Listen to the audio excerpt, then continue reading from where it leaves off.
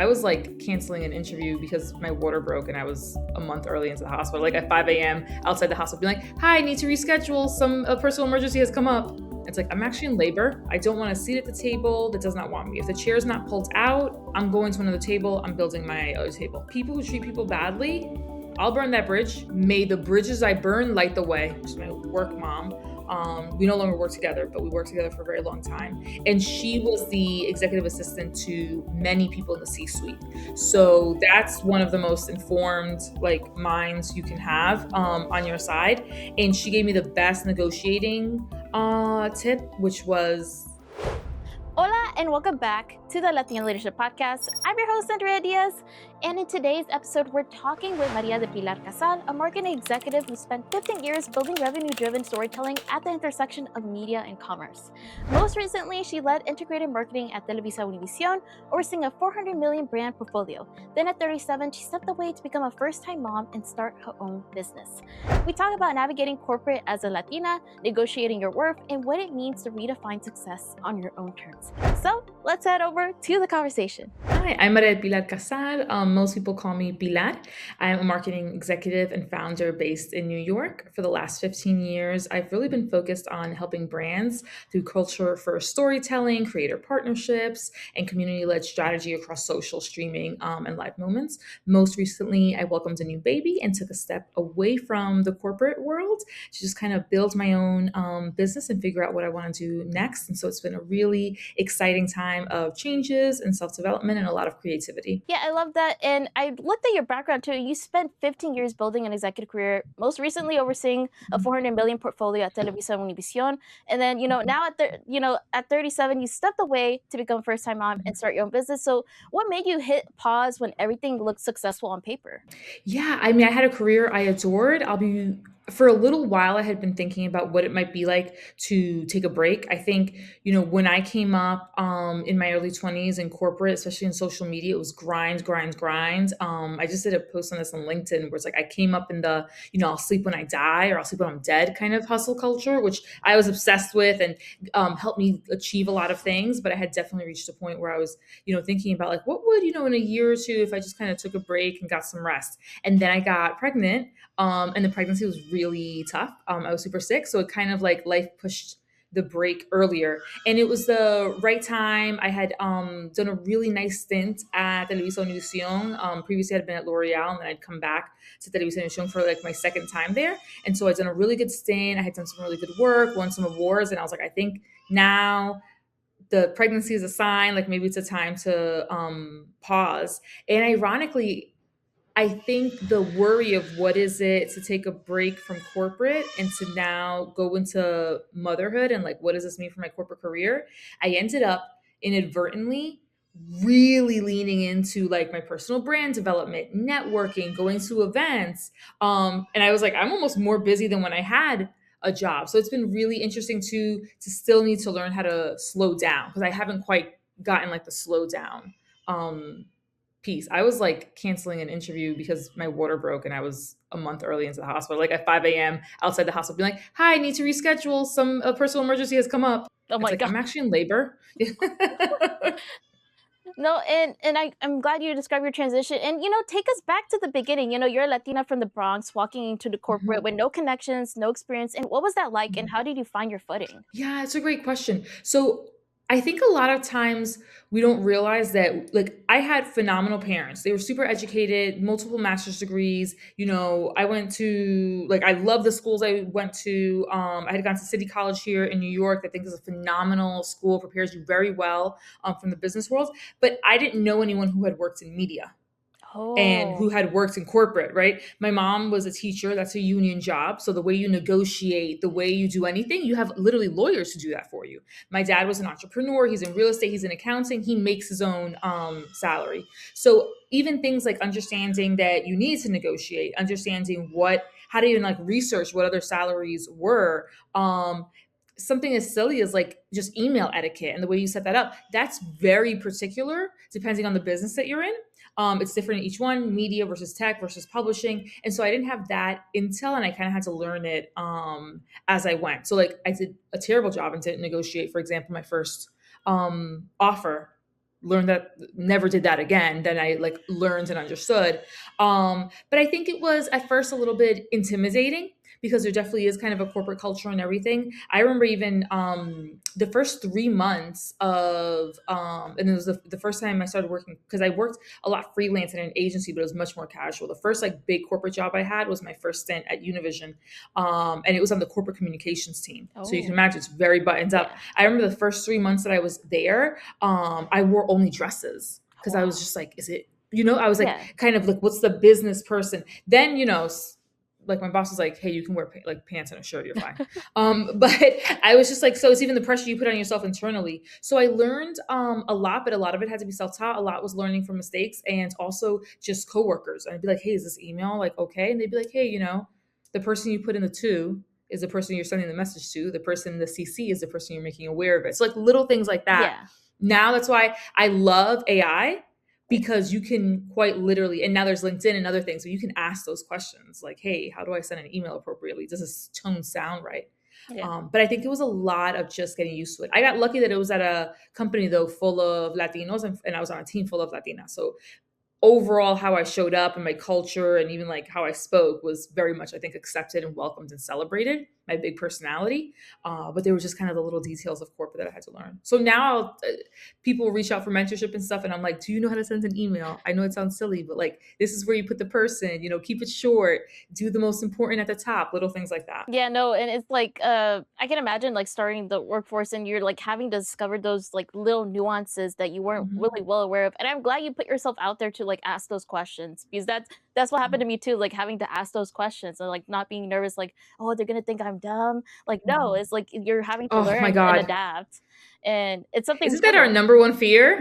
It's Yeah. like, are they gonna think I'm dumb? Yeah. I think everyone thinks that. Like, it's a stupid question, and I like you have to let go and stop worrying if anyone's gonna think that you're dumb or not. Yeah. It's just like I didn't know the details, but I knew the important things that I had been hired for, right? The strategy behind social media, how to connect with people on Twitter and Facebook, where like that's what they had hired me Yeah. for. But I didn't know how to send emails that were good. I should say I didn't know how to send good emails. Yeah, and what do you what advice would you give for like someone who's trying to figure out starting off their stage or finally got their first big corporate job, and what advice would you give that you wish you knew back then? Oh, that's great. I think I would say even before going into it. So I had done internships, Mhm. but I think it would have been helpful, or I know it would have been helpful if I had found a mentor early on. Mm, And I know that one's tough. I tell people now who are like more at my executive level, you need to like be reaching out and you need to offer mentorship, because young people, they don't even know where to start. yeah. They're very worried about how they approach people. They're very shy. They're worried about looking dumb, not being prepared. Some kids are really outgoing. Some freshly graduate students are not going to be. So it's like you have to offer your mentorship if you really kind of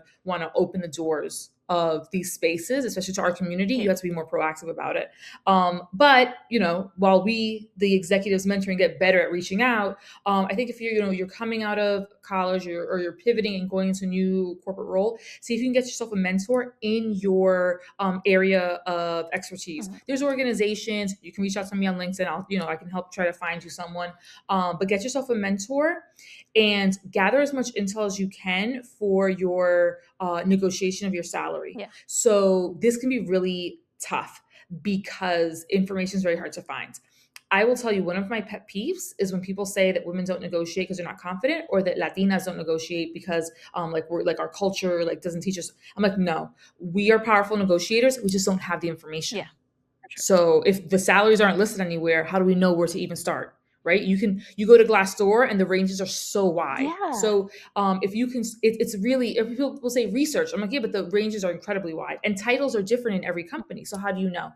One of the good things is that now in New York, companies are required to include salaries in the job postings. So what I'll tell people is that regardless of, I know it's great. I will say some of them give very wide ranges to I Mm, think kind of get around it, but at least you have an idea. yeah. So even if you aren't interviewing in New York, if you're in a corporate company that has ever posted jobs in New York, see if you can find those listings, look at how many years of experience and something close to what you're going to do, and then you can at least get a sense. And if you have anyone kind of trusted in the business or area, ask them. Of course, LinkedIn, Glassdoor do have general ranges as Mhm. well. So, but make sure that whatever offer you're getting, you are negotiating, you're asking for more. And the number one thing people will tell me when they ask me advice actually on negotiation is, what if they pull the offer because I negotiated? And I will always say the same thing. Unless you desperately need that job to pay your bills right now, you do not want to go work anywhere that's Yes. going to pull an offer because you asked for a little bit of money. That is a very red flag, a big red flag. It's not going to get any better once you're so don't be afraid to ask for more money. But to get a mentor, always negotiate the first offer that you get. And money is not the only thing. If they don't have more money, you can ask more Yeah. vacation time, you can ask for more flexibility, etc. And I think use the tools that you have. I tell a ton of people with the AI tools, I mean, you kind of have to be careful because of some company Yeah. policies, but if you meetings with really, with senior people or people on other teams and they're saying things you don't understand, I'm like, write it all down, throw it into ChatGPT, throw it into Perplexity, Gemini, Claude, and be like, what the heck is this? What were they talking about? I used to take, I mean, I would literally transcribe Yeah. some of these meetings. I would just be typing everything I heard. And then I would go back and I would Google things that I didn't know. Because a lot of it's terminology of the Yeah. industry. So again, I was great at Twitter and Facebook, but I'm in a corporate company that's social is new for them. I'm like, I don't know what like EBITDA is. I don't know like AAR, like what are these terms? And so I would Google and I would start to know things. And then when I would run into those people, I could be like, oh, you were talking in the meeting about X, Y, and Z. And I had a little bit of background information. So even if I asked them more, I kind of knew a little intel.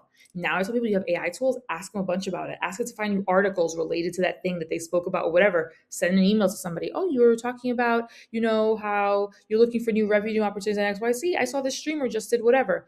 Trust me, even if you send something that seems like, oh, I'm sharing this and it's kind of a junior level idea, people will be so excited that you took Hmm. interest, that you're like engaged and involved. Even if it's just a conversation starter, it shows that you're connected. So, one, get a mentor. Two, negotiate your offer. Three, use the AI tools available and like plug into there whatever's happening that you don't understand so you can learn more. Do not put your proprietary company tools. That is probably like a fireable offense. But if people are throwing around terms, write down those sentences they said, throw it in there and be like, hey, the head of streaming said X, Y, and Z. What could this possibly mean? That's excellent advice too, because that's also little nuggets that I tend to do. Like if I don't like, there's certain things I don't understand from conversation, I'll write it down or I'll keep it in my mental notes and then be like, I'm gonna go search that later. So I have like once I meet them again, I have a reference like, hey, you were talking about that last Mhm. time, and I did, that interests me a lot. I want to talk more about this topic. Such a great conversation starter, especially if you're nervous about networking. It's such a great way to Mhm. initiate that networking. Like you're found a common common ground with them that you can start conversation with. 100%. On that point, actually, of networking, one of the things that I think is really helpful too, because of LinkedIn, if you're going to an event and you look up the speakers, it's okay to network before the event. Send them a Yes. note. Hey, I saw you're speaking on this panel. I'm deeply interested in this topic. I saw XY just happened. I'll be there at the panel, with my notebook taking notes. Hopefully I can say hello. And then when you get there, you already have something to talk about. Hey, I'm the person who sent you that message on LinkedIn. Loved what you said on the panel. I do that during panels too. I'll take notes and I send LinkedIn connection invites during the panel because I'm taking notes on my phone. Yeah. And I'll be like, hey, loved your points on, and I'll put it in quotes, like the exact words they said, engaging the consumer wherever they are, this, really to blah, blah, blah, and I'll send it out. Or I do it later when I have a little bit of time, but like I'll quote back their panel to them or use like a term they said or a verb, and it just personalizes it a little Yeah. bit more, and you can keep that connection warm. But I've networked before a networking event on LinkedIn because I have a lot of experience in the industry, but I still get really like awkward about walking up to someone and just saying Yeah. hi. And I'm thinking about like, has pay equity been like a more centered about your career? And like, how did you learn to negotiate for yourself? And what do you wish you known about money earlier in your career? I know we touched about it, but I'm kind of more interested in learning learning more about your perspective on it. Yeah, so I think that's evolved and changed Mm, over time because I also think the like society and the industry has changed. I think for Latinas, there's two things that we're kind of facing. One is the fact that we need to be negotiating and have or that we need to be negotiating with the best information, yeah. which means that it's great to know what each other's making, but like if Latinas are the most underpaid, we're Oh, not the yeah. best source then because we probably all have undervalued numbers. Yeah. Um, you have to like try to get those numbers from the white guys in the room. Like, Yeah. what are you making? So people many times will say, like, oh, do you share your salary? I'm like, it depends on the situation because frankly, my salary is not helpful. Yeah. We need to get the men, but particularly like white men to tell us what their salaries are because that's what where we see the most lack of pay equity. So it's Yeah. like that's who we need to check in with. But I think my relationship with being able to negotiate has increased over time. I will say I have a good friend, she's my work mom. Mhm. We no longer work together, but we worked together for a very long time. Mhm. And she was the executive assistant to many people in the C-suite. Oh. So that's one of the most informed like minds you can have on your side. And she gave me the best negotiating tip, which was, especially because I'm a yapper. She said, you go in there, you share what you want. Mhm. She says, and you don't say anything else. Let that silence sit Mm. there. And I was like, okay.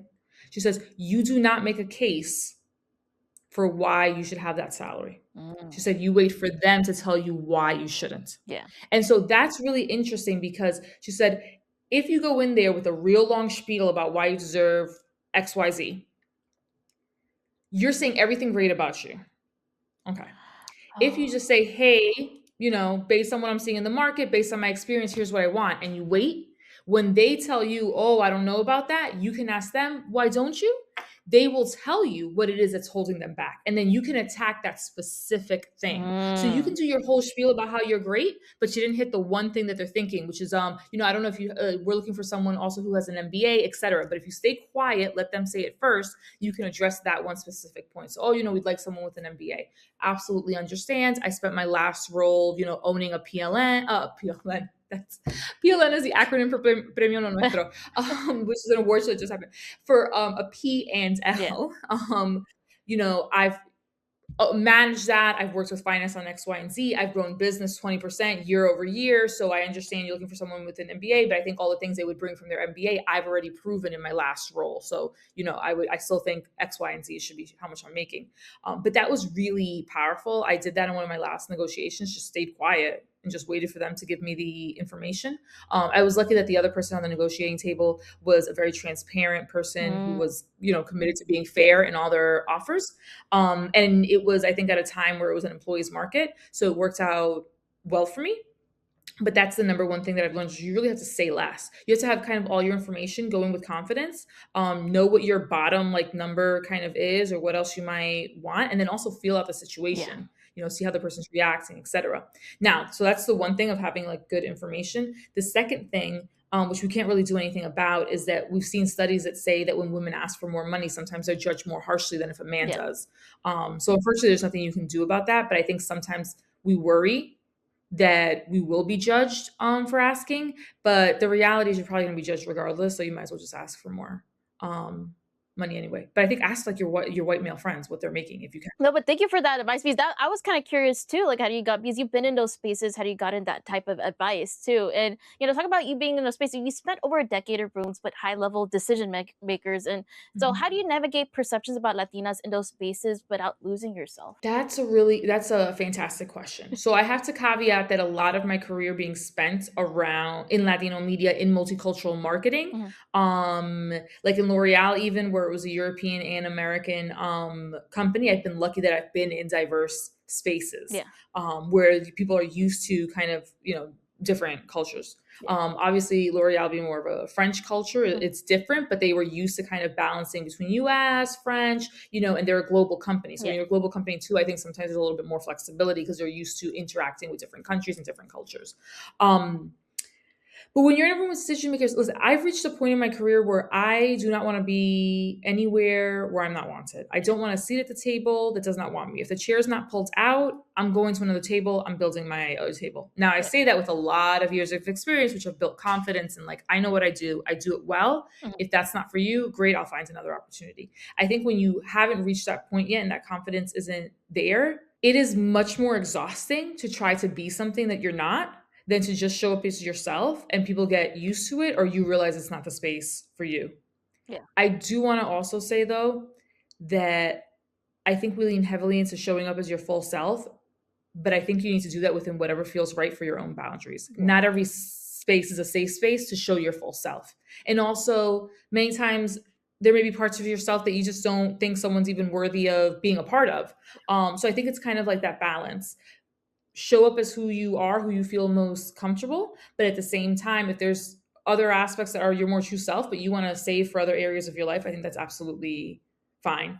And then listen, you learn the culture of a place also as you go and how people interact uh, with each other. And then I think you can either decide, I want to, you know, adapt in some ways and not adapt in others. One of the things that I've learned, for example, Mhm. as you can tell, I'm a talker Yeah.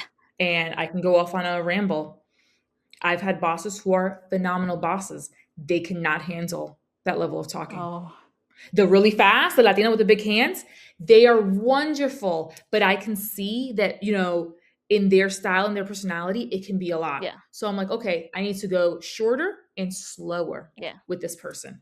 They love me. They love everything I'm about. They love when I put on the show, when I'm presenting, but they cannot process information. And that's sometimes cultural. Sometimes that's neurodivergency. Yeah. Sometimes that's just personal, what someone's used to. Sometimes it's a time of the day. You have to also kind of know how you communicate. Like if it's later in the day, most people can't receive information of any kind.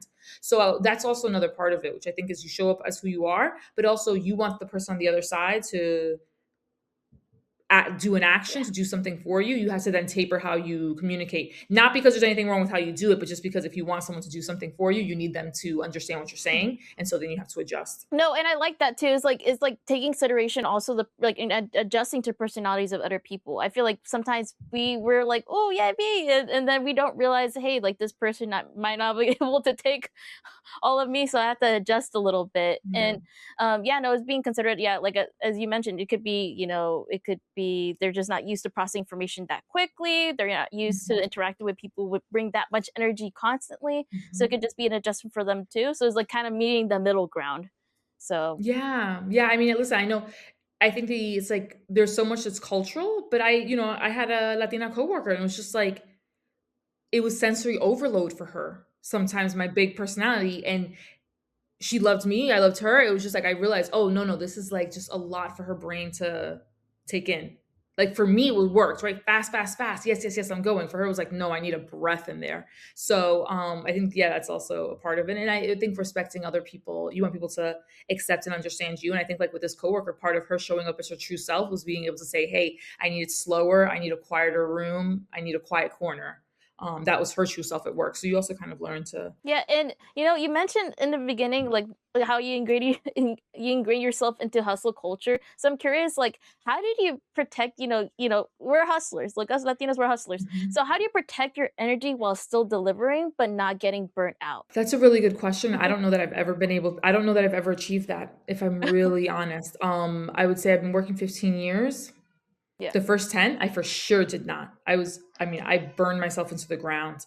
I think you also have to kind of know where you are in a Mm, situation. yeah. So I will say, I'm not saying I condone hustle culture or burning yourself to the ground, but sometimes there are moments where you can secure a promotion or a big pay raise or get a really big client that you're going to get a ton of money from, Yeah. and it might be a really rough 2 months. There Mm, are other points, like for me now, I have to also accept that I've achieved like the accolades in the career. yeah. Burning myself to the ground now is not going to get me anything else. There's no ROI on that. Yeah. So even if you're like me, where you're tough on yourself and you want to constantly push, Yeah. I have to almost treat it like a business decision, which is like, hey, it's not that you're being lazier or not working as hard, is Mm, that there's literally no ROI on you putting in more hours. yeah. Because for me, sometimes am I missing out on life? Should I be sleeping more? That doesn't really motivate me to slow down. Yeah. What's motivated me lately is just like, hey, you're not getting the return on this. You didn't make more money because of this. You didn't get another client because of this. You're in the same place, but you're more tired, which that math does not Mm, make sense. What I'd love for other people to learn early on is that it does long term, it's not good to burn yourself out. It's very hard to undo burnout. A few weekends sleeping in does not undo years of exhaustion. It can take a toll on your mental health and all of that. I think I was very into it at the time. I was younger and earlier in my career with yeah. little responsibilities, so I was just like, let's do it now. Yeah. um, but I'm still learning, so I honestly don't even have an answer for you except that I'm still kind of learning it. I will say therapy is really good to have. Yeah. My weekly therapy session is a good reminder, like it's an hour for myself. It's a good reminder though that things are not that serious. That nothing you do at work, like unless you are an ER doctor, Yeah. a lawyer, like a public defender, nothing you do is going to be so critical. And nothing you do in your career is undoable. You can make a ton of mistakes. Don't worry, like, oh my God, if I don't answer that client's email, they'll think I'm stupid. I won't be doing a good job.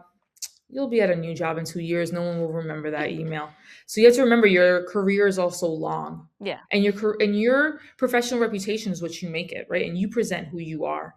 So also, I think we burn ourselves out because we're so worried about making sure everyone has a really great perception of us, making sure we're delivering for every single person. It's like you're going to meet thousands of people in your life. You can disappoint some people. It'll be fine. Yeah, no, I love that answer too because yeah, it's like we care so much about perception, and it actually sometimes ends up hurting us a bit more. It is good to care Yeah. about perception, but at the same time, not too extreme where we're so worried about it that it's actually affecting our mental health as well. Well, Um, let me tell you, I have a phrase, and I'm like, this is probably the worst advice to give, but I no longer tolerate people who are unkind. And I saw this phrase and I love it because you know how they tell you don't ever burn a bridge? I yeah. think that's such an excuse for people to treat other people badly because you're so worried that you Yes. treat everyone. Yes. So I'm like, may the bridges I burn light the way. I will burn a bridge Hey. like that. If you are an unkind person, if you're just, I give everyone, I'm like, hey, I didn't like that. Let's talk about it through. But people who treat people badly, I'll burn that bridge because you know what? I never will ask you for a recommendation. I will never ask you for a job. Any place you're working, I don't want to work. Any place, any people you're hanging out with, I probably don't want to be there because you're an unkind person. Yeah. So I really have learned that it's also okay to burn a bridge here or there. It's terrible advice to give. I think people are like, don't say that, but I'm sorry. For me, it's true. No, I respect that because that's kind of been me too. It's like, hey, we burn bridges because it's That like is nice. it is also like a test of your character. I'm not going to surround myself with people who are being nasty to me or like not respecting other people. It's just it comes to a point where like I don't want to surround myself or build my career around a person who's being like that. So it really 100%. yeah. I've asked people, I'm like, "Would you ever go work anywhere that they're working?" No. Would you ever hit them up for a recommendation? Absolutely not. Why are you worried then? Yeah. Yeah. Like, I think it's it'll be fine. yeah, I think it's that perception thing, especially, in the Mhm, corporate world too, perception and reputation is everything. So people are like too scared to burn bridges. But sometimes, hey, I mhm. feel like the people who get the most amount of respect are the people who actually burn the bridge. And they're like, no, I don't respect that Yeah. person. And, And I do it yeah. kindly. I just Yeah. kinda slowly ease my way out. Yeah. But I'm not worried as like, oh, you have to maintain a great relationship with every single person. And I'm in the business of relationships. So I was like, Yeah. I have wonderful relationships. But I think, yeah, you just have to at a certain point. I just think for a long time in corporate that was used as an excuse to treat people poorly. And a lot has changed too. I think post COVID, we understand how you should be treating people, how we speak to each other. So I think in general, there's also just a lot greater like behavior in people that in general are working. But I think earlier in my career, I could have maybe burned a bridge or two and not been so worried. Probably would have kept my mental health a little bit Yeah. better. Yeah. And also, I'm interested too. I saw in your background that you've done a lot of influencer marketing. How's that been, especially since it's Mhm. evolved quite vastly in this past decade? Yes. So I would say I was like even pre-influencer term Mhm. working in the space because I started out in public relations but immediately kind of like in PR that was done on social. So I Mhm. worked a lot with what they used to call like mommy bloggers. I don't know Yeah. if you're familiar with Yeah, that. yeah. And like, people who had like a blog spot. Mhm. So I was working with the bloggers and mommy bloggers, it was like a particular subset too of bloggers Yeah. who would showcase their life as moms and lifestyle. And that was a group of women who had a lot of sway. They were on every PR list. They got invited to every Yeah. single event. They were always sent product because they could really like make something sell. And so I learned early on the power of someone who was not your traditional celebrity, but who Mhm. had a lot of influence on the online world. And at that time, it was because people would literally log onto a website and read very long, like blog posts and Yeah. want to know everything about their life and all the pictures. When I started working, Facebook and Twitter had blown up, and Facebook had just gone public. I Oh, think when I was in wow. college, because before you had to have an EDU email because Yeah. it was only for colleges. So I think my second year of college, it went public to everyone. So by the time I graduated, it was an active place where brands were at, and Mm. I was blogging myself at the time. So I saw YouTubers and the blog spot bloggers and the mommy bloggers moving into the social space as well. So I think very early on, I understood that there was power Mhm. there. And it was kind of like your very popular friend, Yeah. right? Who you, of course, want everything. You could already start to see at that time that celebrities had a lot of influence and magazines had a lot of influence, but that people were also like, but my really cool friend likes this thing. And so they were starting to pay attention to that. And then of course those really cool friends, those bloggers became like celebrities themselves. But yeah, it was early on with the Twitter. Vine, people forget about Vine, Yeah. but if you look at, there's a whole subset, including like Jake Paul and Logan Paul. Yeah. I forget their brothers, Jake Paul, Logan Paul. They started out on Vine. Yeah. So people are like very aware, young, like Gen Z and Gen Alpha is like very aware of them. And I'm like, they started out on Vine.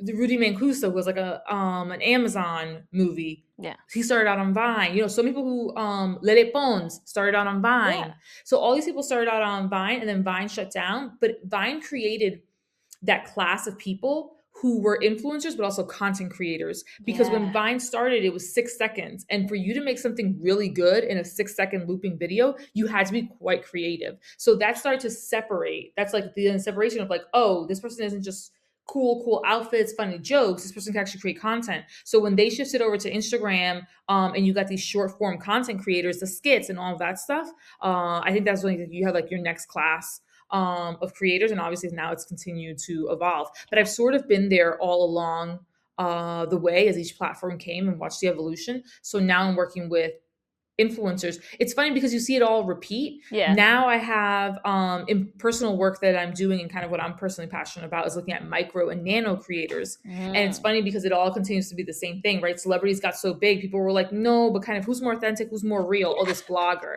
right? It's like Yeah. bloggers then became influencers. Now the influencers have gotten so big. They're like, no, but who's still real authentic? What? Now they're going to the smaller creators, right? The people who are more, again, the cool friends. Yeah. So it's interesting because it all just like everything follows the same cycle, and Yeah. like, you know, there's always a new class of group coming up. But I think, yeah, it's just been a really interesting career, and it all goes back to just like the connection with the audience and how engaged your audience was with you. I think authenticity is like one of the most overused words now Yeah. in this influencer marketing industry. I think it's just about who are people connecting with, and understanding that that can be a big creator, that can be a small creator, that can be more of a community space like on Reddit, where those people, you don't even know them but their opinions are swaying you. Yeah. That can take many different forms. No, and I love the way you explained it. And also, I miss Vine, guys. I miss Vine. It was It so was fun. such a great platform. I'm like, you Yeah. know what? I give Vine credit for creating content, for creating like the label of content creators and that class of creators. Cause I was like, that didn't really, I mean, YouTube, but in that short form on other platforms way didn't exist until Vine. Yeah, yeah, yeah. I feel like people don't realize. Yeah, short form content. Those short, like even TikTok still follows short form content, but Vine was like the exact like. Yeah, you only have 6 seconds to create something, and it Hmm. like it showed like the Yeah. really creative creators. And I mean, we're still saying that like there's still ones who were famous in Vine that are super famous in TikTok that continued on. There's some Yeah. that kind of fell behind or changed Yeah. trajectories too, and became like models, or depending where they shifted the Hmm. career, they built Yeah. out that reputation, and they're like, yeah, no, let's transition to another thing. Um, Absolutely. but yeah, no, and I love hearing your because that's such a vast experience. Just hearing like your background too, and also like what you've Mhm. learned, and the fact that you were there for the whole transition It's like too. I've watched this whole thing. I'm like, we're gonna, and then now that Substack's getting so big, I'm like, oh my God, we're Yeah, back to bloggers. I was like, see, like it's all just it's like now we're back to bloggers. I'm just yeah, like, I saw the first wave of them. yeah. No, I hopped on Substack as soon as I saw like it launched because I was like, yeah, this is what Mhm. people are looking for. We're yearning, we're yearning for the blogs. Um, 100%. It's like everyone wants smaller and more private too. I think Instagram, the platforms are phenomenal, but they've yeah, become so public. People want a mix of both. It's like you're on Instagram and they can see the things you've liked and what you've posted, and there's like millions of people. And it's like, I need a little quiet space. And we see even on big platforms that people spend more time sending content to each other than they do even posting. So I think there's yeah. also like that return to a little bit more privacy or intimate. You know, it's not even privacy. I think it's intimacy, a closer connection. So like the micro creators, the smaller spaces, the niche communities on Reddit, like all of that's kind of picking back up. Yeah, no, I love that. And let's talk about you're raising your son while, building a business. So, how is this chapter different from, your 20s or early 30s? And what do you know now that you didn't then? So this is very recent for me. My Yeah. goal, or at least what I think I like for right now, is still to ultimately move into a corporate role. Yeah. But I like having the flexibility and the runway and time Yeah. to get to the right role. And so I realized that in order to do that, I needed to be consulting and freelancing, to keep kind of income coming and also to keep myself sharp and involved in the Yeah. industry. And it was not something I expected to do because I really don't like entrepreneurial, like, or not, I don't like, I'm not a natural entrepreneur. Yeah. I'm like, no, please give me a timesheet, please give me a clock to clock into, give me a boss, give me like, and it's funny because my health insurance is through my husband. So people will Mhm. tell me all the time, you don't need the healthcare from a company. You can literally build your own thing. And I'm like, well, who's gonna match my retirement? No, I need like a structure. Yeah. But so in the interim, I'm like, okay, well, I need to start taking on some clients. I Mhm. was like, well, how do you even go about that? And so someone told me, listen, you're just going to start getting referred to people. And it was true. People just started reaching out. Hey, do you know someone who can do X, Y, and Z? Actually, I'm not working. I'm a prior role anymore. I can do it. Oh, amazing.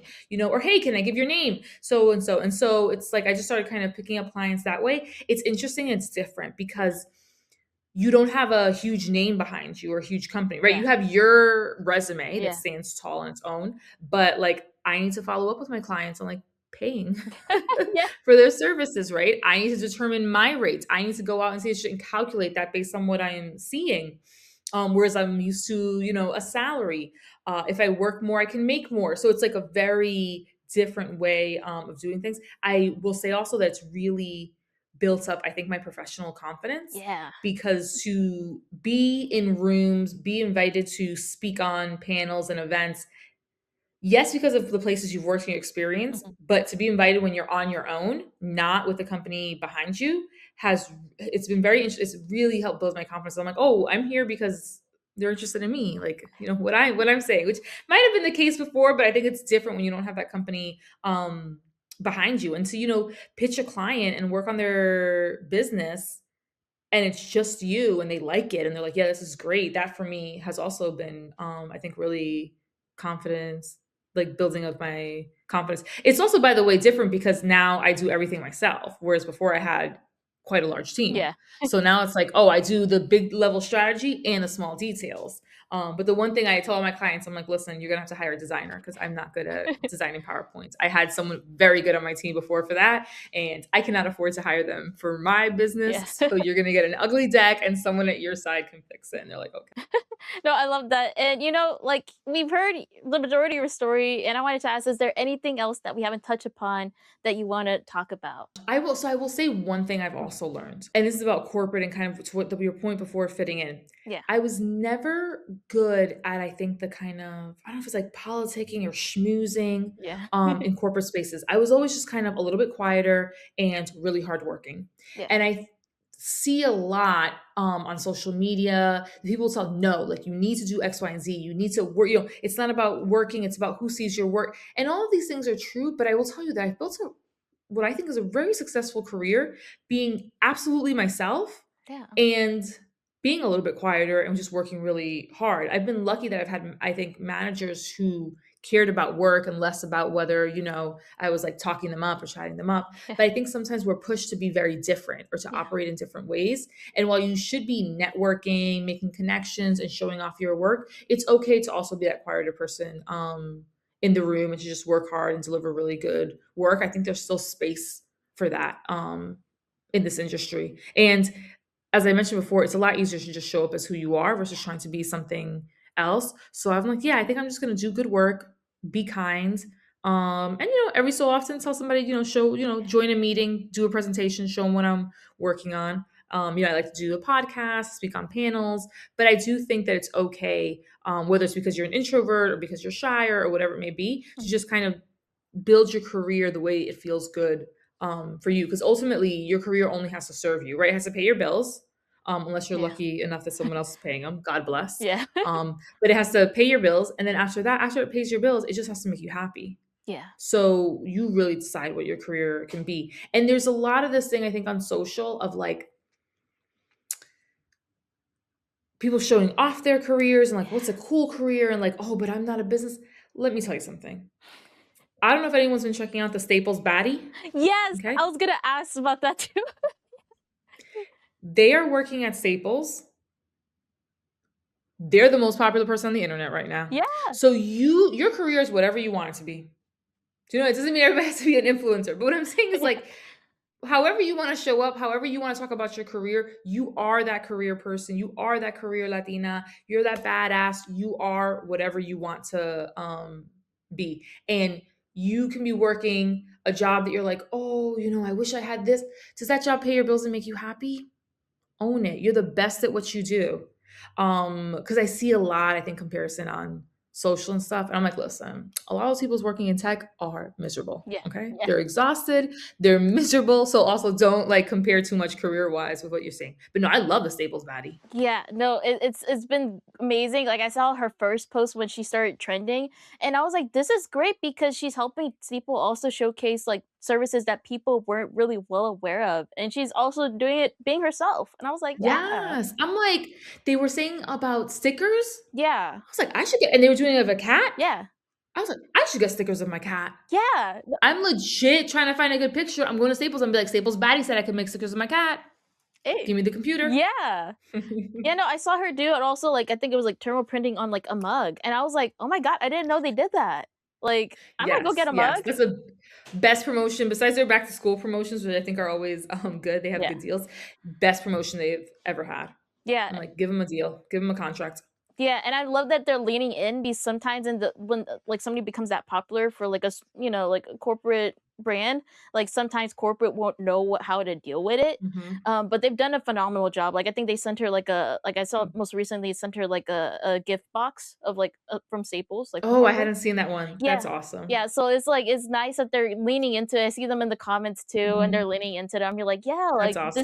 this is the type of creators you want representing your brand that are helping you reach a new audience. Mhm. Um, It's so organic. yeah, Where there's no amount of money that could buy you an influencer who could create as organic content as what Staples Baddie is doing. yeah, because they're actually passionate There's about their job. Yeah, Yes, yes. I'm like, money could not, this is the only thing that can happen because it's genuinely honest. That's what they love. I'm like, and yeah, how many other, like, what other influencer loves Staples this much? yeah, Or is this good at working at Staples? Nobody. yeah, So that's a gold mine. Yeah. They're phenomenal. yeah. And I wanted to go back to your whole story and like, you explained most of your story. So, what do you hope the next generation Latinas learn from this, from hearing your story?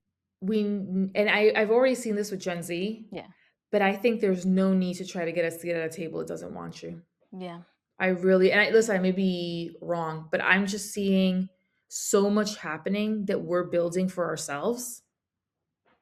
It's like, let's lean into that. yeah, Let's lean into it. And I think it's only going to get better. I hmm, know we're like in tough times now. yeah, But I think it's only going to get better with time. I think the future like is bright and we have to remain hopeful. But I think the more we stick together and the more we're just like, cool, that chair's not pulled out for me. No worries. There's a very large table over there where the Latinas are welcoming me in with open arms. Like I'll just go into that um space. And then you know what? At that table, we'll steal share of profit. We'll take your clients, we'll take your business, we'll do it all. But I think yeah, don't worry about being in rooms and tables where folks don't want you. Do your own thing, find another space. yeah. No, I love that message. And for our final question, one that our founder Angelica Casares loves asking is, do you consider yourself a leader? Why or why not? Okay. So, yes, I do consider myself a leader. I think a leader is a person who, I mean, leads. Yeah, But I think the point of leading is that you make a path for other folks. Sometimes that path is following you. Sometimes that path is you getting out of the way and shining the light so they can look forward and find their own way.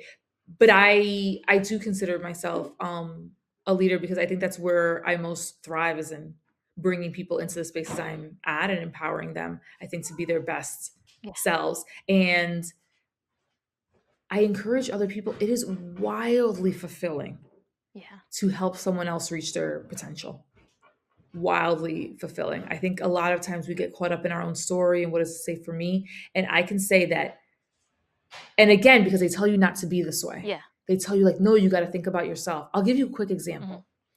I applied for this grant and I was like, this grant is very cool. I started sending it to everyone I could. Someone told me, yeah, but you're just adding to the competition. You sent this to like 20 people already. I was like, so who cares? If Yeah. it's for me, it's for me, but this is great. Yeah. If I'm not good enough to get it, I know like 20 other people who are amazing. Everyone should try. I got that grant. Yeah. And I told that person, see, you have to just be yourself and do things that feel right to you. Yeah. And I think being in community and sharing and bringing folks in feels right to me. And I tell people it is really the most fulfilling. You will feel great when you see people succeeding. Yeah. When you open a door or help, like that feels amazing. Yeah. I was like, that's the best feeling. It feels better than when I win. Yeah. It feels like I'm winning. No, and I love that. And yeah, no, I feel like standing community too is just gonna help us and just being ourselves. It's gonna, and I love that message you have of being ourselves, because I feel like sometimes, especially in those spaces, we feel like we can't be ourselves. But no, we can be ourselves. If we can't be ourselves, then maybe we're not fit for those spaces. We need to find another community somewhere that will A appreciate us. 100%. 100%. And listen, I think also if you exist in any space of privilege, Mhm. you have to also then show up so that it makes it easier for other folks who may not be experiencing some of the same privileges as you Mhm. can show up Yeah.